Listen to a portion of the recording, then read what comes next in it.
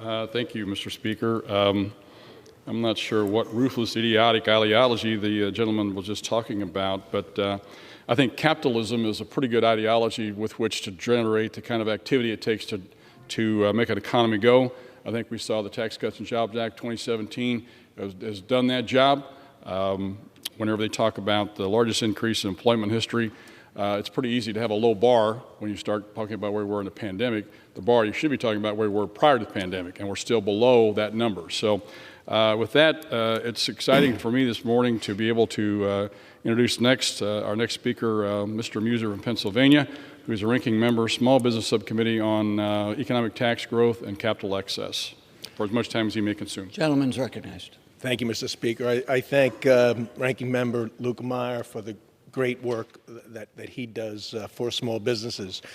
Mr. Speaker, when I speak to small businesses throughout my district, they tell me that they are fraught by skyrocketing inflation, rising energy costs, workforce shortages, burdensome regulations, just regular hassles coming from the type of regulations that have been imposed and the type of tax burdens and such. The Biden administration continues, however, to push a policy agenda that is absolutely detrimental to small business. There's no question about it, creating additional headwinds, such as inflation. Let's talk about inflation. The excessive and unnecessary spending enacted by Democrats in the last 14 months, exceeding $2 trillion, well over $2 trillion just in the rescue plan, almost $9 trillion over the course of the last couple of years, has obviously contributed to the record levels of inflation, up nearly 8% since last year, just last year alone, the highest level since 1981. We look back on that as the most historic inflation ever. Well, it's happening now, and yet we're talking about exasperating it with higher levels of spending. Let's talk about energy prices. The Biden administration's blatant and deliberate detrimental policies on domestic energy production has caused prices at the pump to nearly double since last year, making it clearly more difficult for small business to get their goods to market, making it more difficult for customers to get to the small businesses. We must support our domestic energy production and make energy affordable again. It's almost that simple. Let's talk about the workforce shortages. Disincentives to work, extended by the American Rescue Plan, have made it very difficult for small businesses to recruit and retain workers. We should all know that. Go visit any small business, and they will tell you just that. Sure, it's starting to come back, as it would once those incentives not to work were minimized or eliminated. That's what we need to do, create incentives to work, not discourage work. Let's talk about tax increases. The persistent threat of increased taxes from Democrats in Congress and the Biden administration sends shivers down the spine of small businesses, creates enormous uncertainty, while makes it difficult for them to plan and invest in their businesses. Let's talk about regulations.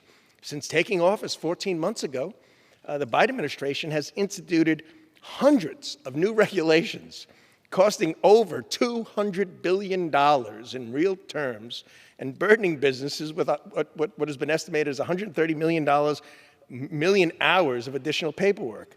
Instead of saddling our small businesses with burdensome and costly regulations, we should be trying to actually create an environment that breeds growth and success and allows owners to invest in their business and employees.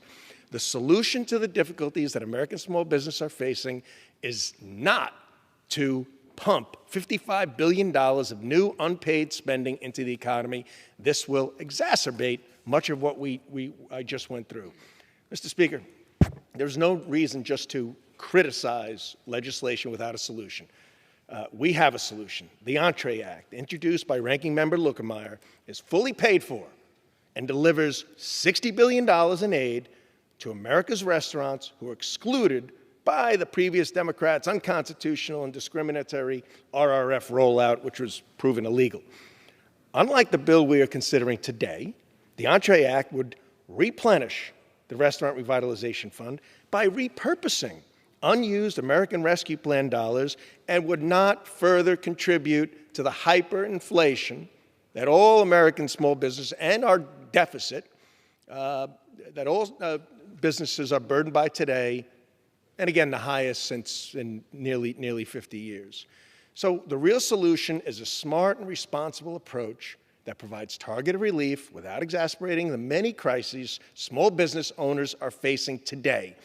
Every idea, Mr. Speaker, in this Congress cannot be solved by spending billions of dollars more of taxpayer money. As stated earlier, over $10 trillion in excess over the last 2 years. It's got to stop somewhere, sometime. We need to stop this out-of-control spending, reduce inflation, stop the assault on domestic energy production, lower energy costs, and create a business environment that is friendly to growth, not friendly to a tax, spend, and over-regulatory big government. The solution, again, is not difficult, but it must be definitely not adding another $55 billion of spending. American job creators need to be the most competitive in the world. We need to do what we can do to create an environment for that. The policies of the Biden administration and far too many Democrats in this House have made life more difficult for small businesses. This must change. I yield back. The gentleman from Missouri reserve.